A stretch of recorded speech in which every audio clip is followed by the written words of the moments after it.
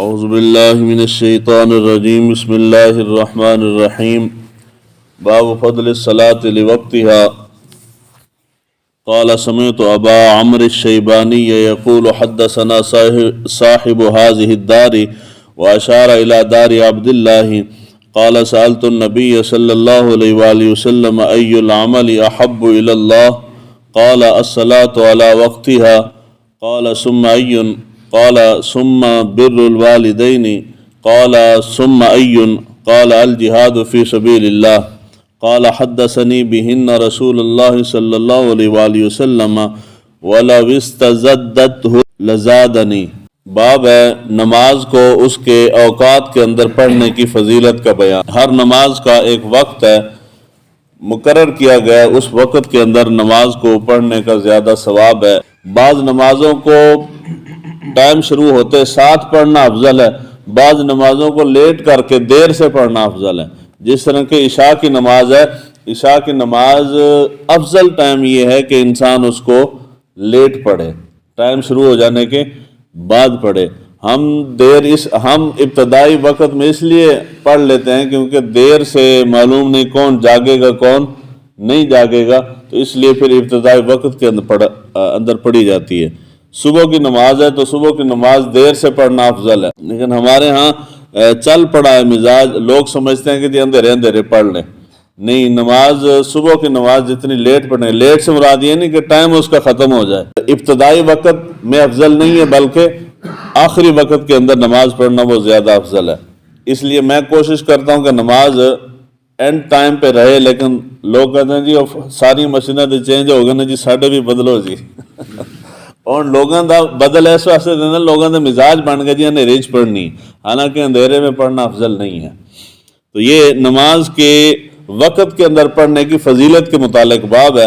تو اس کے اندر روایت کرتے ہیں حضرت عمر شیبانی، انہوں نے اشارہ کیا حضرت عبداللہ بن مسعود رضی اللہ تعالیٰ عنہ کے گھر کی طرف۔ انہوں نے کہا کہ ہمیں انہوں نے حدیث سنائی ہے، انہوں نے روایت بیان کی ہے کہ میں نے حضور صلی اللہ علیہ وآلہ وسلم سے پوچھا کہ اللہ تعالیٰ کے نزدیک اللہ تعالیٰ کو سب سے پسندیدہ عمل کون سا ہے؟ تو حضور صلی اللہ علیہ وآلہ وسلم نے ارشاد فرمایا کہ سب سے پسندیدہ عمل جو ہے وہ نماز کو اس کے وقت کے اندر پڑھنا ہے۔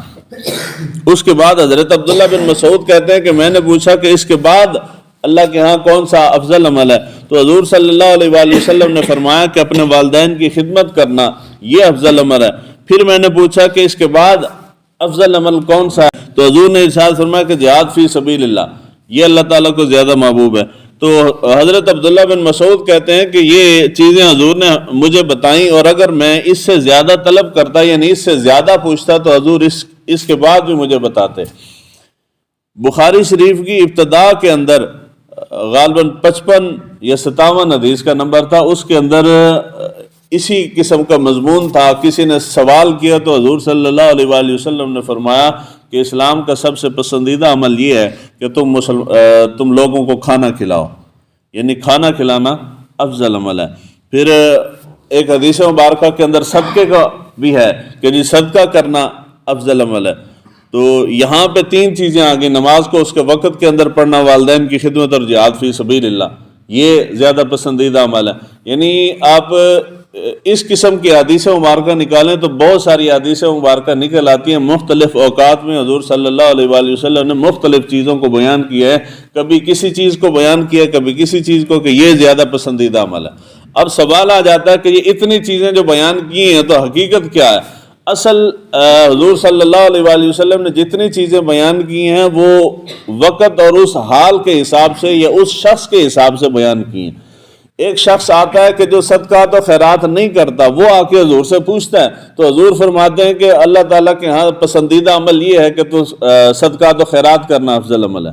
اب یہ اس شخص کے حال کے اوپر ہے، کیونکہ وہ کنجوسی کر رہا ہے، وہ لوگوں کے اندر خرچ نہیں کرتا، تو اس کو ترغیب دینے کے لیے، اس کو اس طرف متوجہ کرنے کے لیے حضور فرما دیتے تھے کہ صدقات و خیرات کرنا افضل ہے۔ ایک شخص کھانا نہیں کھلاتا، یا ایسا وقت ہے کہ جس کے اندر کمزور لوگوں کی کثرت ہو گئی ہے، کھانے کی قلت ہے، امیر لوگ غریبوں پہ خرچ نہیں کرتے. جس طرح کہ ہمارے ہاں سیلاب وغیرہ یا اس طرح قدرتی کوئی آفت وغیرہ آ جائے تو اس وقت لوگوں کو صدقات و خیرات کی زیادہ ضرورت ہوتی ہے، کھانے کی زیادہ ضرورت ہوتی ہے. تو ایسے اوقات کے اندر اگر کسی نے سوال کیا ہے اور اس وقت کھانے کی زیادہ قلت تھی، غربا بہت زیادہ موجود تھے، تو حضور نے فرمایا کہ کھانا کھلانا مسلمانوں کو، لوگوں کو، یہ زیادہ افضل عمل ہے. اگر کسی شخص نے آ کے حضور صلی اللہ علیہ وآلہ وسلم کے ہاتھ پہ بیعت کرنا چاہی، اور ان کے قبیلے کے جو ہے نا مشہوری یہ تھی کہ یہاں پہ زنا زیادہ ہوتا ہے، تو حضور صلی اللہ علیہ وآلہ وسلم اس سے بیعت لیتے تھے. تو بیعت کے اندر خصوصی طور پہ سب سے پہلے زنا کا بیعت لیتے تھے کہ اندر زنا نہیں کرنا، اس بات پہ میرے ساتھ بیعت کر. یعنی سائل جس کیفیت کا، جس حال کا، جس مزاج کا، جس طبیعت کا آتا تھا، یا دوسرے نمبر جس طرح کا ماحول ہوتا تھا، جس چیز کی زیادہ ضرورت ہوتی تھی، حضور اس کا ذکر فرما دیتے تھے. یہاں پہ حضور صلی اللہ علیہ وآلہ وسلم نے جو 3 چیزیں بیان کی ہیں، سب سے پہلے اسلام کے اندر اعمال ہیں، عمل، عبادات. عبادات کے اندر سب سے افضل ترین عبادت نماز ہے. تو جب پوچھا گیا کہ اللہ کے ہاں سب سے افضل عمل کون سا ہے، تو حضور نے فرمایا کہ سب سے افضل عمل چونکہ نماز ہے، تو نماز کو اس کے وقت کے اندر پڑھنا یہ زیادہ افضل ہے. نماز ہوگی، اس کے بعد حقوق آتا ہے. یعنی عبادات میں سب سے افضل عمل نماز ہے. حقوق کے اندر سب سے پہلا حق جو ہے، سب سے افضل اور اعلیٰ حق وہ والدین کا ہے.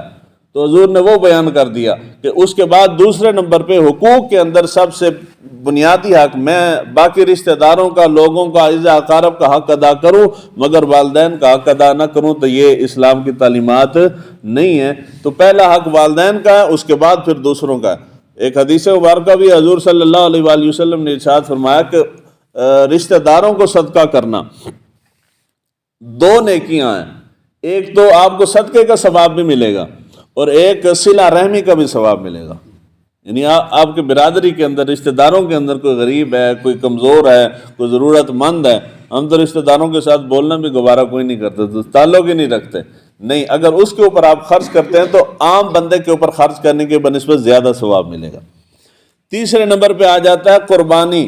قربانی کے اندر بہت ساری چیزیں قربان کرنے والی ہیں، مگر سب سے قربانی کا سب سے افضل اور اعلیٰ درجہ یہ ہے کہ انسان اپنی جان بھی اللہ کی راہ میں قربان کر دیتا ہے. تو یہ حضور صلی اللہ علیہ وآلہ وسلم نے تیسرے نمبر پہ اس چیز کو بیان کیا.